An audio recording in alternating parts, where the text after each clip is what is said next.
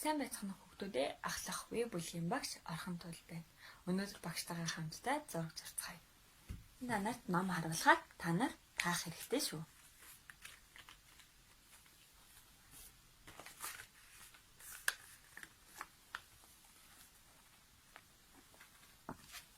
Энд юу харагдаж байна хүүхдүүдээ?